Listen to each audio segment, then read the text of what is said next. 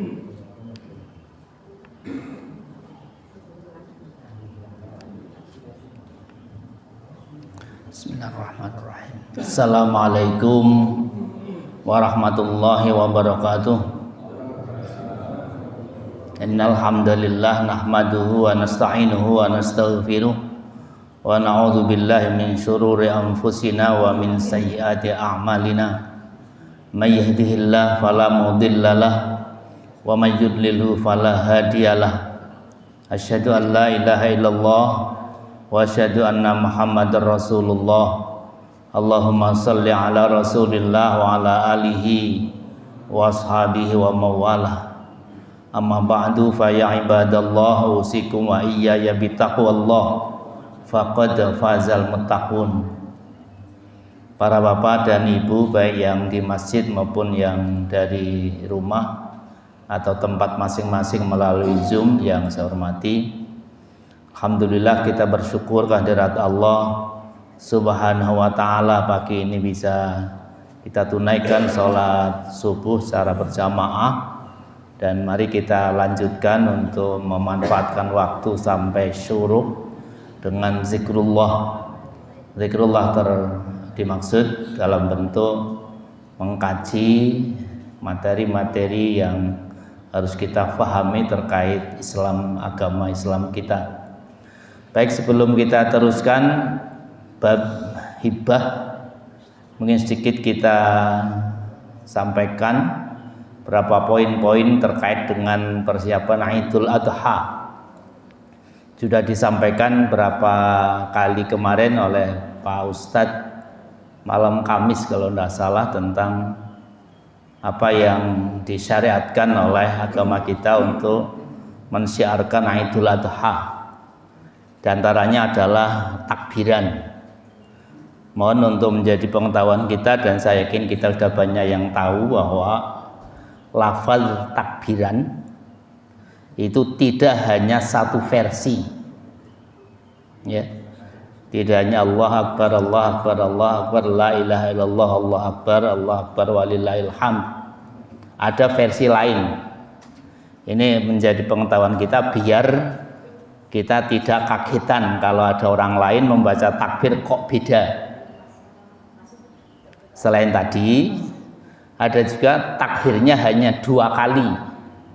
Allahu Akbar, Allahu Akbar, la ilaha illallah, Allah Akbar, dan seterusnya sampai walillahil hamd. Ada juga versi ketiga, tidak pakai kalimat tahlil, tidak pakai kalimat tahmid, tapi hanya Allahu Akbar, Allahu Akbar, Allahu Akbar kabiro saja. Cuma di Jangli belum lazim, ya, belum lazim. Lazimnya ya yang tadi 3 kali, terus tahlil, terus takbir lagi, tahmid. Ini untuk menjadi pengetahuan kita saja, biar ketika ada orang yang takbirnya kok beda, ya biasalah gitu. Masing-masing ada dasar dan riwayatnya. Ya, cuma ini tidak kita sampaikan riwayatnya. Biar tidak kelamaan gitu. Itu pertama tentang takbiran lafaznya. Kemudian memulainya, ada yang memulainya sejak subuh tanggal 9 Zulhijjah. Ini beda dengan Idul Fitri. Kalau Idul Fitri kita tahu tanggal 1 Syawal kan sejak maghrib, sehingga takbiran itu ya otomatis sejak maghrib. Nah, kalau Idul Adha kita tahu kapan tanggal 9 Zulhijjah, itu sejak 9 hari yang lalu, yaitu 1 Zulhijjah. Jadi ada yang berpendapat sebagian sejak subuh tanggal 9 itu sudah disyariatkan takbiran. Tapi ada yang berpendapat sejak asar, waktu asar baru disyariatkan takbiran. Itu 2 pendapat, ya. Lah mau milih mana silahkan, silahkan. Wong ngerti sudah lama, sudah waktunya takbiran saja, kadang kita malas takbiran. Nggak usah mempersoalkan kapan mulai gitu. Yang sangat dianjurkan takbiran itu ya pada sholat wajib itu. Yang lain-lain ya monggo mau dilakukan sebagai ekspresi rasa syukur kita karena beridul adha itu harus disyukuri, itu kabbirullaha ala ma hadakum wa la'allakum tashkurun. Jadi takbir itu adalah ekspresi dari syukur kita pada Allah menangi atau bisa bertemu Idul Adha. Jadi waktunya terakhir itu juga beda-beda pendapat. Yang jelas tanggal 13 Dzulhijjah. Ada yang mengatakan sampai zuhur, ada sampai asar, sampai maghrib Dzulhijjah. Kalau memahami hari Hijriyah itu sampai maghrib hari akhirnya, maka sesungguhnya kalau hari tasyrik itu ya batas akhirnya maghrib. Jadi tanggal 13 Dzulhijjah maghrib itu sudah berakhir hari tasyrik. Itu syariat berkurban, lafadznya tidak hanya satu versi, kemudian waktunya itu yang paling dianjurkan adalah ba'da kulli sholatil fardhah, ya, sesudah sholat fardu. Berapa kalinya terserah imam. Kalau imamnya mau pulang mau ke toilet ya 3 kali cukup gitu. Kalau misalnya imamnya masih waktunya panjang mau 5 kali silahkan, 10 kali juga silahkan. Itu tentang takbiran. Kemudian tentang sholat, ya, sholat Idul Adha itu terserah panitia mau diadakan kapan, tergantung keyakinan panitia kapan tanggal 10 Dzulhijjah, karena sholat Idul Adha itu naharnya itu, ya.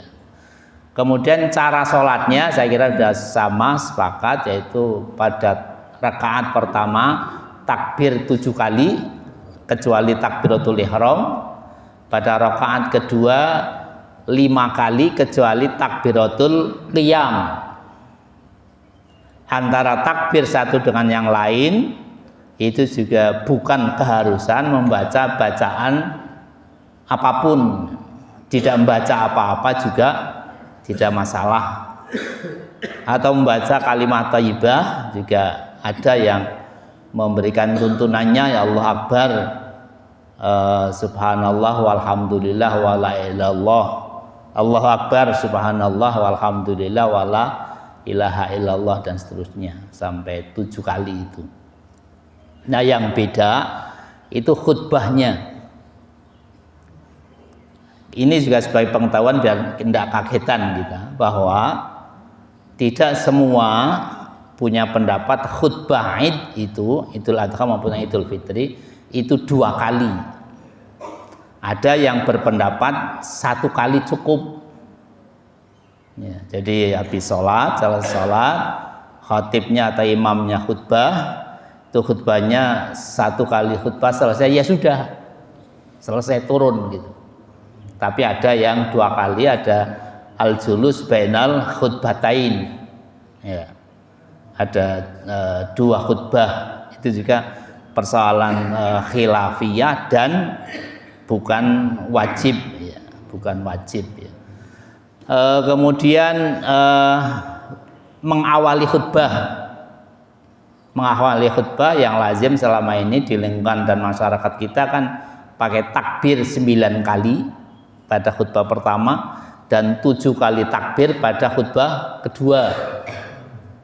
Sehingga khatib kalau naik mimbar pasti takbir dulu 9 kali, kemudian baru mulai khutbahnya.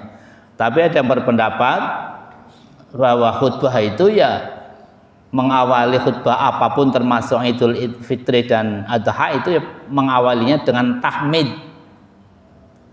ya alhamdulillah dan seterusnya, baru sudah itu ada takbirnya, di tengah-tengah ada takbirnya. Itu juga salah satu pendapat kita ketika ada yang melakukan itu, ya nggak usah kagetan, ya nggak usah wah kok ini aliran sesat mana gitu, dia punya dasar, ya, punya dasar. Jadi tergantung, ya terserah pada masing-masing yang punya keyakinan, atau kita ketika ada orang tampil beda tanyakan aja dasarnya apa gitu, terus diskusi. Itu yang namanya wajadilhum billati ya ahsan. Itu tentang khutbah. Kemudian tentang menyembelih hewan kurban ya. Jadi menyembelih hewan kurban itu boleh tanggal 10, boleh tanggal 11, 12 sampai 13. Jadi waktunya ada 4 hari. Ya, tanggal 10 itu hari nahar dari Idul Adha-nya, tanggal 11 itu hari tasyrik pertama, kedua dan ketiga. Nah, panitia biar aman ya, biar mengakomodir semua pendapat karena ada beda hari, itu silakan dipilih harinya ya, sehingga semuanya merasa yakin itu benar, karena hewan kurban itu tidak boleh disembelih sebelum hari nahar, sebelum sholat. Bahkan walaupun sudah hari nahar tapi belum sholat id, itu tidak boleh disembelih hewan kurban. Kalau disembelih itu ya seperti hewan biasa, seperti sodakoh biasa, minas sodakot ya, tidak termasuk kurban. Begitu juga di akhirnya, nanti ada yang mengatakan ini masih tasyrik, ini sudah tidak tasyrik gitu.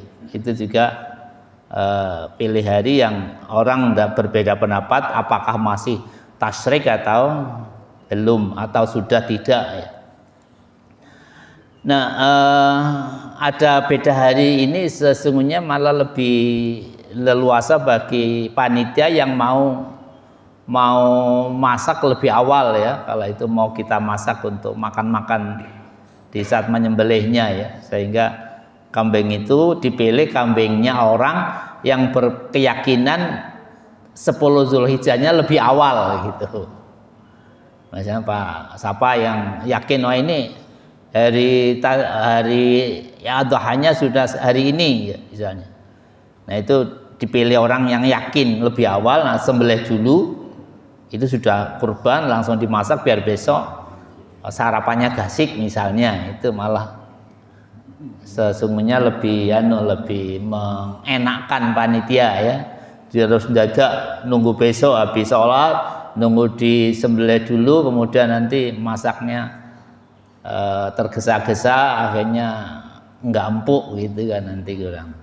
Itu tentang hewan kurban. Yang lain-lain saya kira sudah disampaikan bahwa penyembelihan hewan kurban itu, pembagian hewan kurban itu harus memenuhi asas syariat, sesuai ketentuan syariat.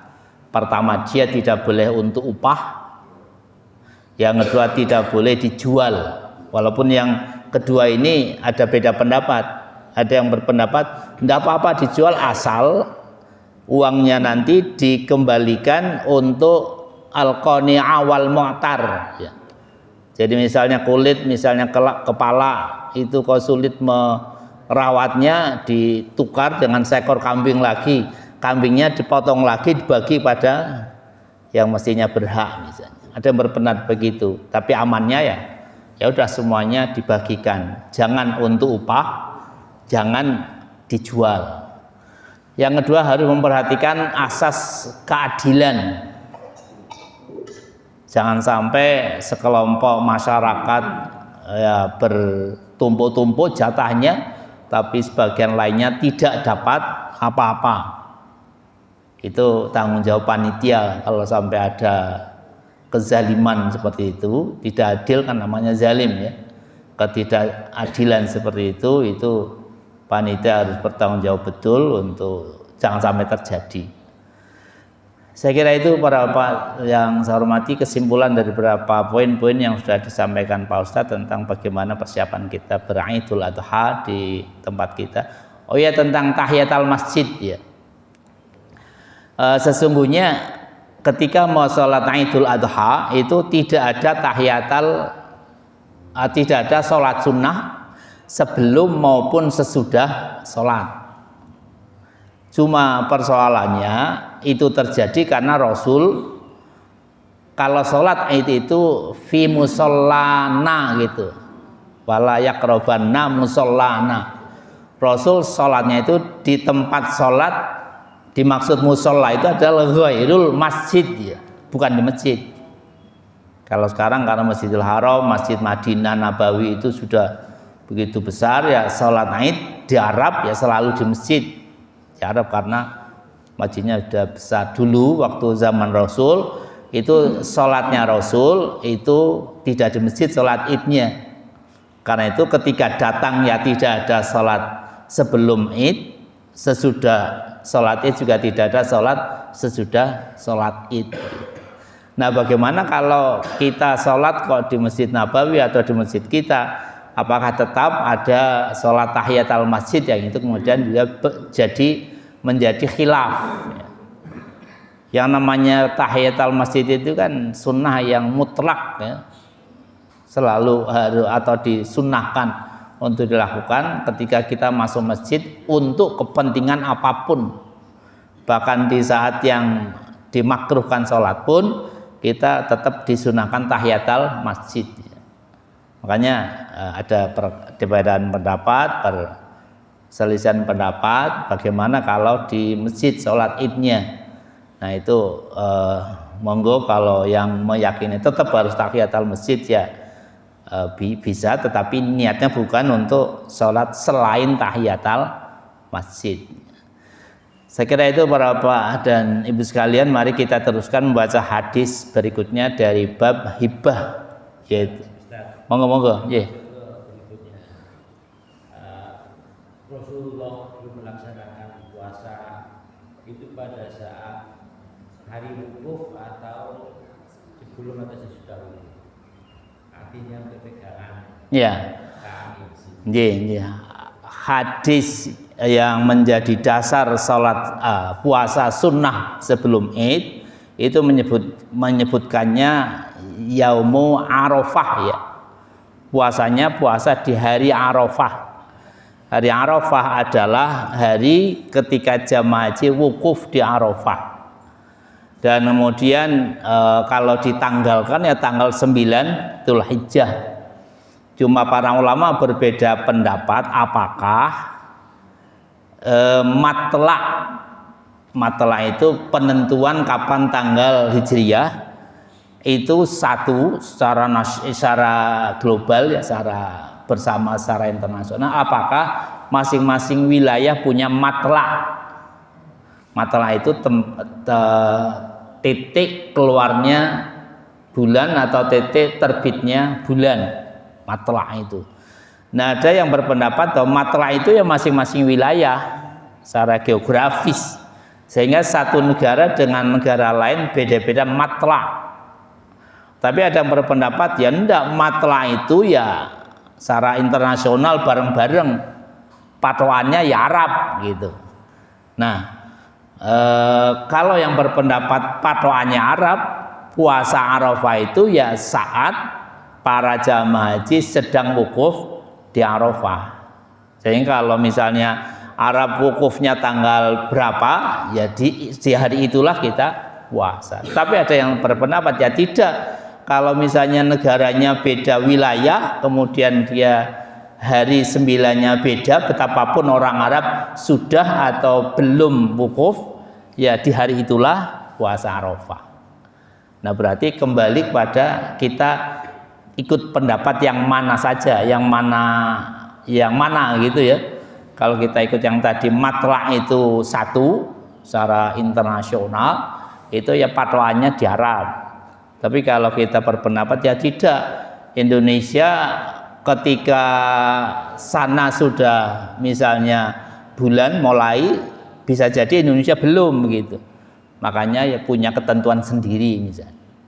Jadi ngaten, monggo kita ikut yang mana. Ya termasuk tadi penentuan 10 Dzulhijjah atau 1 Dzulhijjah kan begitu standarnya matla masing-masing. Termasuk tadi kembali soal apakah 1 bulan Hijriyah itu wujud ukurannya atau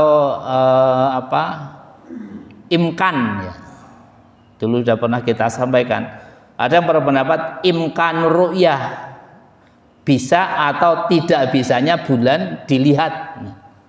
Kalau belum bisa dilihat, walaupun sudah wujud, namanya belum bulan. Kayak kasus ini dan kasus Idul Fitri persis.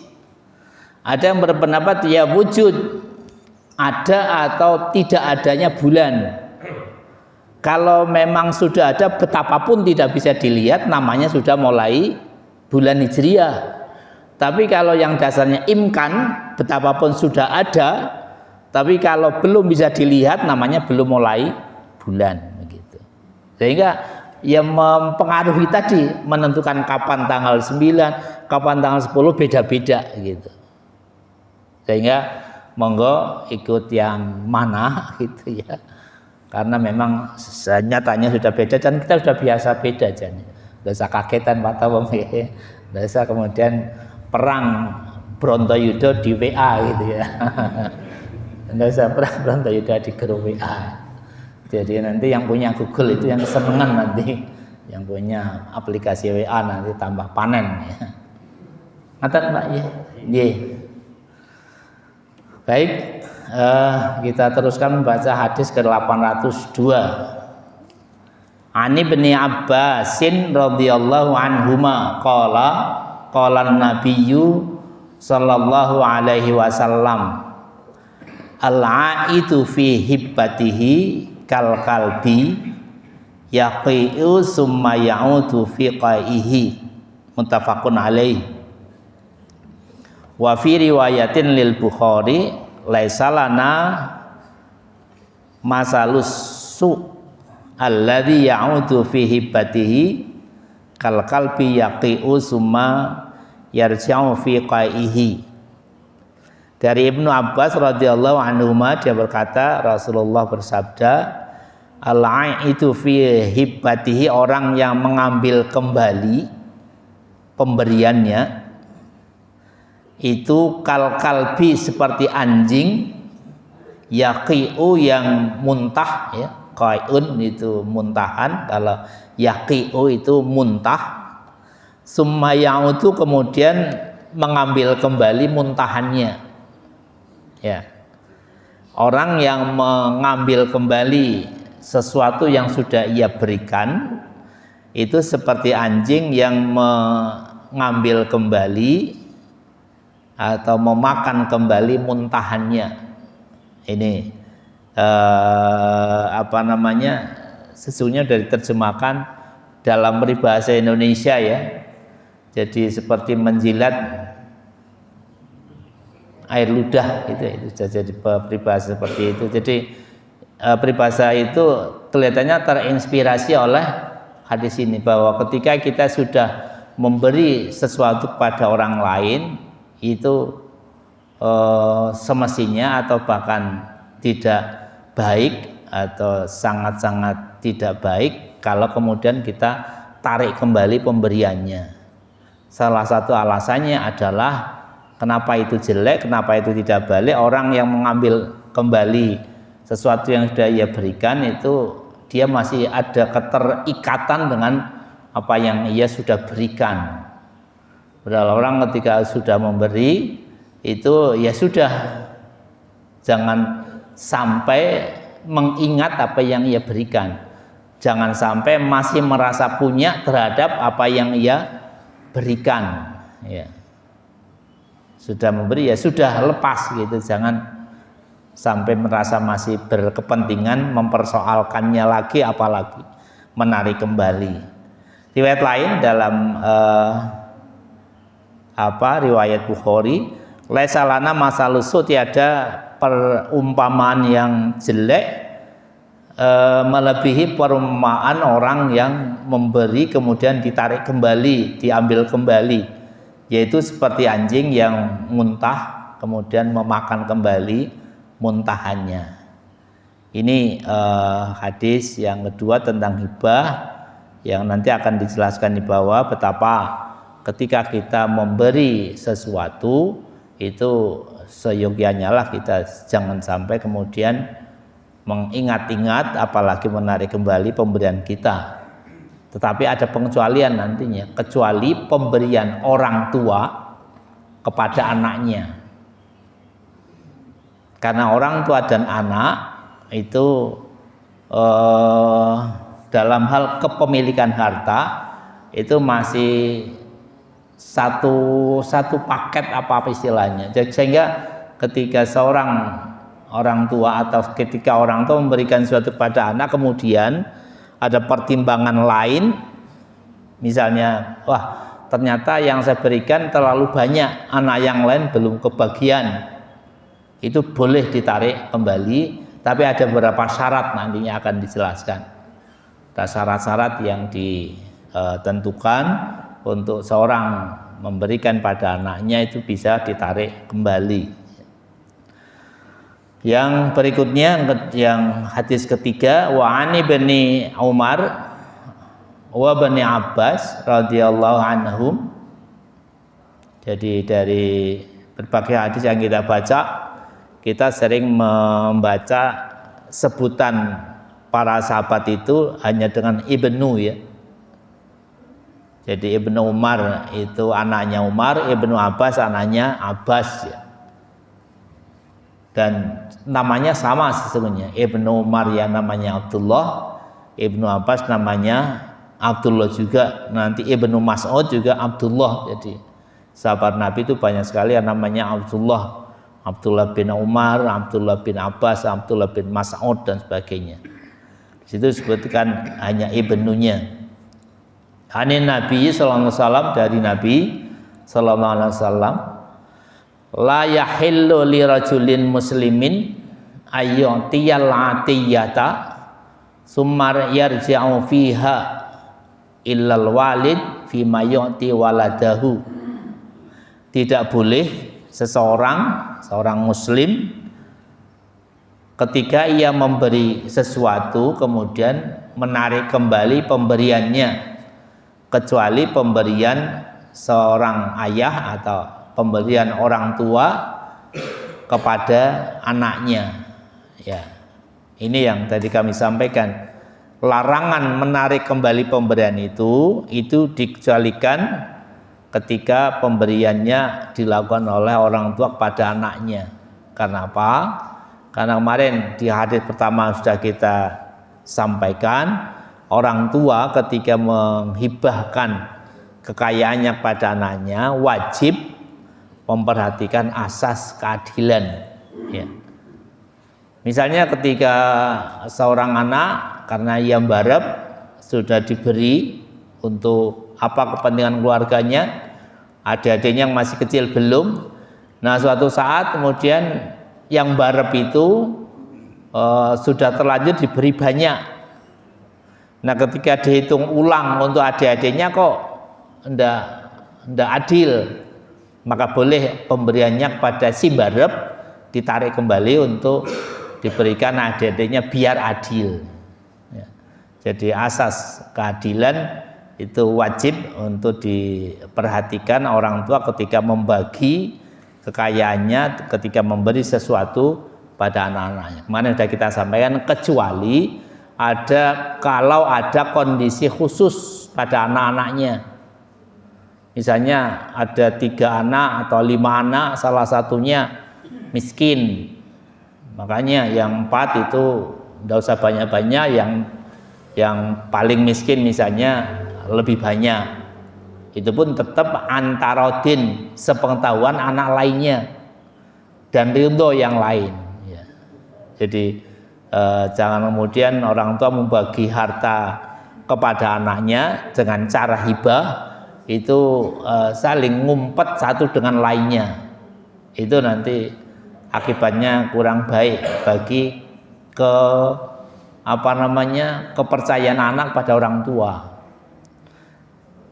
Kalau salah satu kondisinya nyata-nyata fakir misalnya, atau karena ada cacat permanen yang menjadi sebab dia sulit mencari rezeki. Misalnya dia tunanetra, tapi bukan tunanetranya kayak siapa? Putri Aryani. Kalau Putri Aryani, tapi tunanetra ya mungkin lebih kaya dari lainnya. Karena sekali diundang berapa perak dia dibayar gitu kan.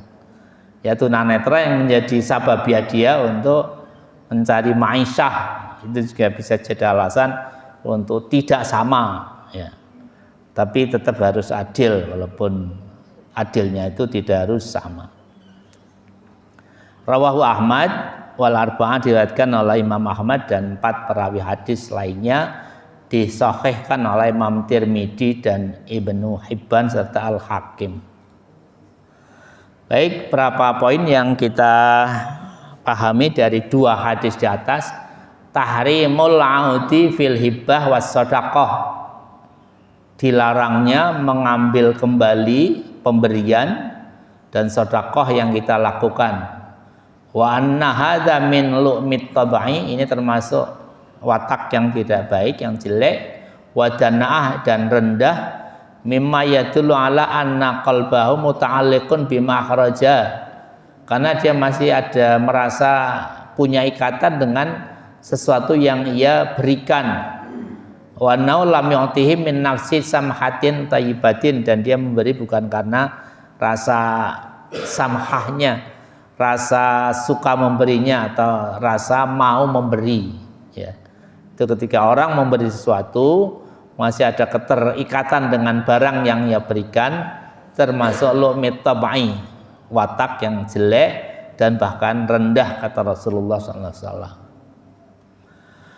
Al-Islam yad'u ila makarimil akhlak, Islam mengajak kita semuanya untuk memiliki akhlak yang mulia, wa rafi'i sifat yang tinggi, wa yahdharu wa yanha an safasifil umur wa wad'iha fawadinul kamal wasumuh, dan memberikan peringatan kita untuk berlaku yang rendah atau memiliki sifat yang rendah, dan itulah kesempurnaan agama kita, ketinggian agama Islam. Jadi apapun terkait dengan hal yang mungkin kita anggap sederhana, sepele tentang pemberian, seorang ketika sudah memberi harus memiliki ketinggian akhlak, tidak usah lagi mengingat-ingat apa yang kita berikan. Bahkan di hadis itu yang ada 7 kelompok yang Allah berikan lindungan pada mereka di saat yaumil kiamah, tidak ada perlindungan kecuali dari Allah, kecuali perlindungan itu. Satu diantaranya adalah orang yang tangan kanannya memberi seakan-akan tangan kirinya tidak tahu, sehingga dia betul-betul sudah memberi, sudah lepas gitu, tidak mengingat kembali, tidak ngungkit-ungkit kembali apa yang ia berikan. Karena itu mengungkit pemberian itu termasuk cara atau perbuatan yang membatalkan pahala sedekah. La tubtilu shadaqatikum bil manni wal adza. Jangan kalian batalkan pahala sedekah kalian dengan mengungkit-ungkit pemberian, alman wal adza, dan menyakiti orang yang kita beri. Kadang kita tidak sadar melakukan itu, termasuk pada anak, termasuk pada istri atau suami. Kamu itu nek ora tak apa-apain gitu ya, sudah habis riwayatmu misalnya. Kan kadang ada orang yang atau orang tua yang merasa menjadi juru selamat ya. Anaknya enggak, mestinya enggak perlu itu kita lakukan. Itu akan membatalkan sedekah kita, termasuk sedekah kepada anak. Ya kalau sudah memberi anak, sudah menghidupi anak, mendidik anak, ya sudah, itu urusannya Allah. Kemarin ada satu ungkapan dari Ustadz kita yang malam Kamis ya. Jadi memberi yang bagus, yang baik, yang punya nilai kebaikan sangat tinggi adalah memberi tanpa peduli bagaimana respon orang yang kita beri. Karena kalau kita mempertimbangkan respon orang yang kita beri, itu kita sakit hati bisa jadi, atau kita merasa tidak direspon dengan baik oleh orang yang kita beri. Kita memberi ya yang kita harapkan imbalan kebaikan dari Allah yang Maha Pemberi. Jangan memperhatikan bagaimana respon yang kita beri. Mau berterima kasih atau tidak, itu bukan urusan kita.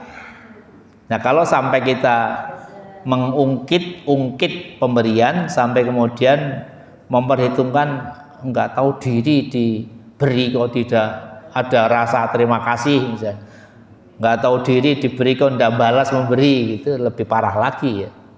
Namanya wala tamnun tas taksir. Tapi memang ada dalam realitas kehidupan sosial, tidak hanya sekarang, zaman Nabi juga ada, nanti ada hadisnya di bawah. Ada orang yang memberi tapi berharap diberi lebih banyak. Itu yang namanya tamnun tas taksir, mengharap mendapat pemberian yang lebih banyak. Kayak cerita tentang seorang kiai dan santri ya. Ada seorang santri sowan ke rumah kiai, bawa, karena dia petani ya, dia punya pohon nangka, dia sowan ke tempat kiai bawa nangka ya, apa itu yang untuk buat gudeg gitu.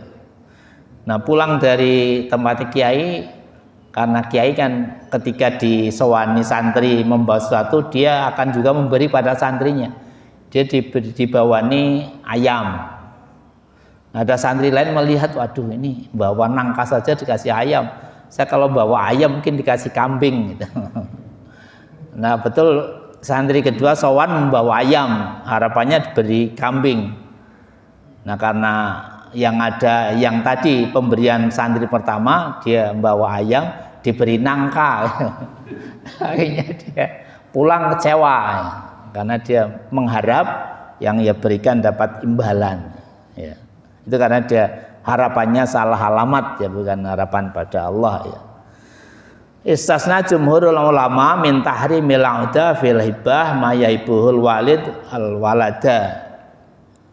Para ulama mengecualikan larangan menarik kembali pemberian itu adalah pemberian seorang ayah atau orang tua kepada anaknya. Fa inna lahu ruju' fi dzalika amalan bil hadis. Kalau orang tua memberi anak itu boleh ditinjau ulang ya, ditarik kembali. Ini sesuai dengan bunyi hadis atau sebagai pengamalan hadis wali anna, hadis di atas tadi 303. Walina hadza laisa fihi danaatun, dan ini tidak termasuk sikap yang rendah. Famalul abi wal ibni wahid, harta anak harta ayah ya satu, artinya masih satu paket begitu. Fakanahu naqlu mali mim makanin ila makanin akhar. Jadi boleh orang tua atas pertimbangan tertentu itu menarik kembali pemberiannya. Qalal fuqaha yastaritu li sihhati ruju'il abi fi ma wahabahu li waladihi arba'ata syurutin. Ada 4 syarat orang tua boleh menarik kembali pemberiannya pada anaknya. Ayakuna ma wahabahu ainan baqiyatan fi milkil walad, yang ia berikan masih ya. Jadi kalau sudah habis untuk macam-macam ya tentu tidak mungkin diambil kembali. Yang ia berikan memang masih. Ayakuna baqiyatan fi tasarrufihi, untuk kepentingannya tapi masih sisa ya. Masih ada, jadi belum semuanya kepakai. Allah tazida indal waladi ziyadatan mutasilatan, agar tidak lebih bagi si anak itu kelebihan yang terkait dengan hartanya. Artinya bahwa dia punya harta pemberian dari orang tuanya itu, kemudian kemudian kembangkan jadi banyak, dan harta yang jadi banyak itu ditarik kembali oleh orang tuanya. Jadi yang dia ambil kembali ya senilai sebanyak yang dulu ia berikan, bukan kemudian yang menjadi tambah banyak. Itu misalnya orang tua memberikan 1 atau 2 atau 5 ekor kambing ya, kemudian dikembangkan oleh anaknya, dikembang biakan menjadi 50 ekor kambing. Bukan berarti kemudian yang bisa ditarik orang tuanya 50 itu ya ketika awal memberi 5 ekor kambing itu. alla yakunal ab qad asqata haqqahu minar ruju' au aflasa wa ajara alaihi fala ruju'a, ya. Agar bapak atau orang tua yang telah memberikan, melimpahkan, menjatuhkan pemberiannya itu untuk diambil kembali itu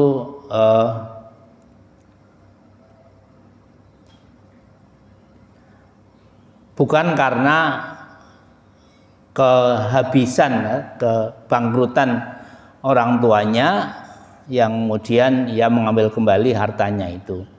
Qalal Harisi huwa shawab bila hilafin wa saraha bihil muwafiq. Itu 4 syarat yang disepakati para ulama tanpa ada perbedaan pendapat dan diperjelas oleh Imam Al-Muwafiq. Itu 4 syarat orang tua boleh menarik kembali pemberiannya karena untuk pentingnya adil kepada pemberian pada anak-anak yang lain. Tapi kalau 4 ini tidak terpenuhi, maka tetap berlaku hukum dasar bahwa orang tua tidak boleh menarik kembali apa yang sudah ia berikan pada anak-anaknya.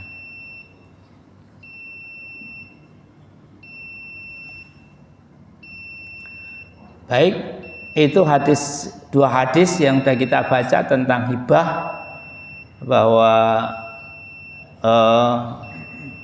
ketika kita sudah memberi sesuatu pada orang lain maka tabu, maka dilarang, bahkan haram hukumnya untuk kita menarik kembali apa yang sudah kita berikan pada orang lain itu, kecuali pemberian orang tua kepada anaknya.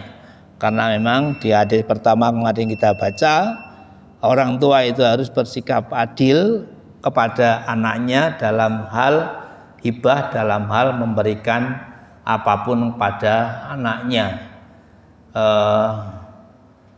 Ketika kita memberikan kemudian ternyata apa yang akan dibagi pada anak-anak lainnya itu tidak mencukupi, tidak memenuhi syarat-syarat keadilan, maka kita boleh untuk menarik kembali apa yang sudah kita berikan itu.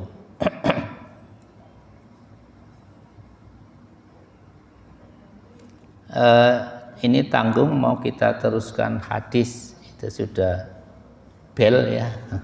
Hadis satu lagi.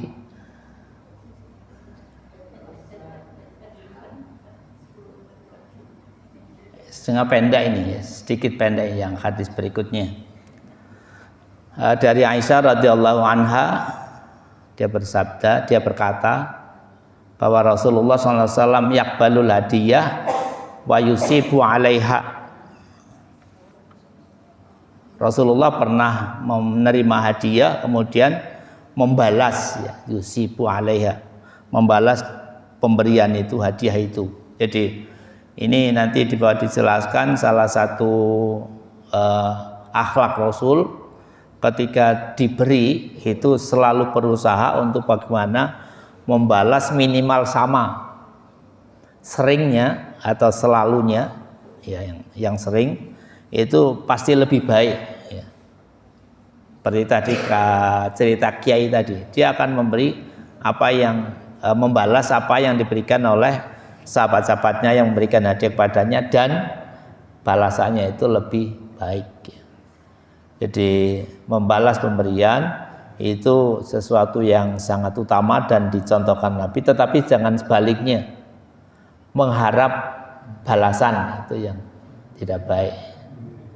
Jadi kita memberi sesuatu dengan harapan akan dapat sesuatu yang lebih, ya. Kayak orang mancing, ya.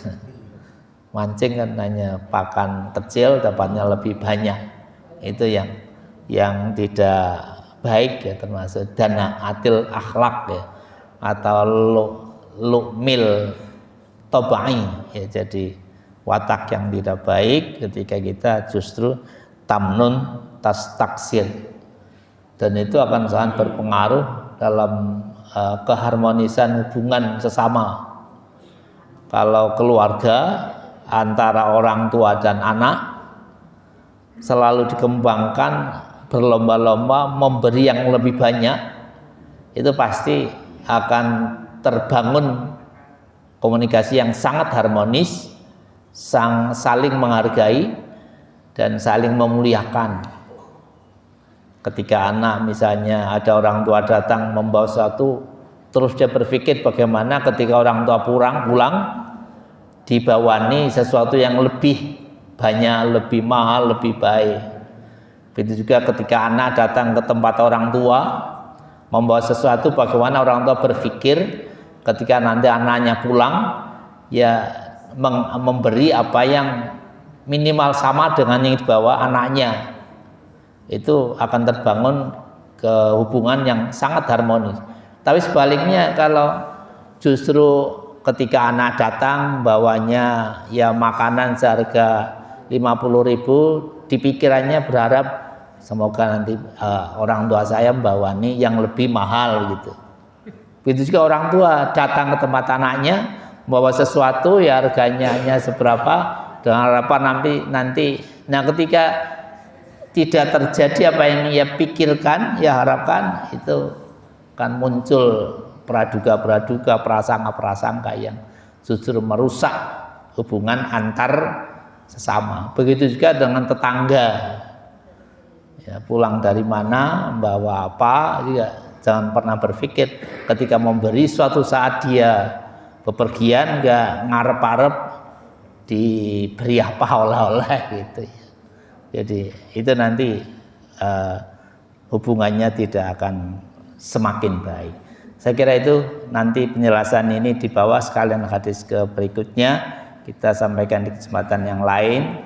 Yang jelas Rasulullah SAW memberikan contoh ke kita, memberikan balasan terhadap hadiah yang dia terima lebih baik dari apa yang ia terima. Semoga manfaat. Kita baca doa kafaratul majelis. Subhanakallah wa bihamdika asyhadu an la ilaha illa anta astaghfiruka wa atubu ilaik. Assalamualaikum warahmatullahi wabarakatuh.